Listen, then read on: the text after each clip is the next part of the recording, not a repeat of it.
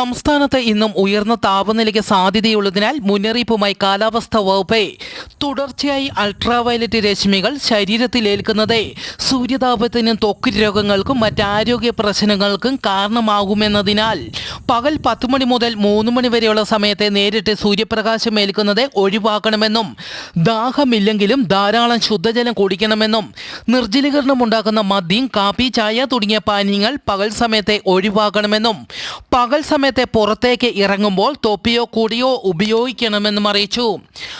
അമേരിക്കയിലെ തെക്കുകിഴക്കൻ സംസ്ഥാനങ്ങളിലുണ്ടായ ചുഴലിക്കാറ്റിൽ 42 പേർ മരിച്ചു. Missouri, Michigan, Illinois, Louisiana, Tennessee തുടങ്ങിയ സംസ്ഥാനങ്ങളിലാണ് ചുഴലിക്കാറ്റ് വീശിയത്. ഇന്തോനേഷ്യയിലെ വടക്കൻ സുമാത്രയിൽ 5.6 തീവ്രത രേഖപ്പെടുത്തിയ ശക്തമായ ഭൂകമ്പമുണ്ടായതായി German research centre for geoscience അറിയിച്ചു.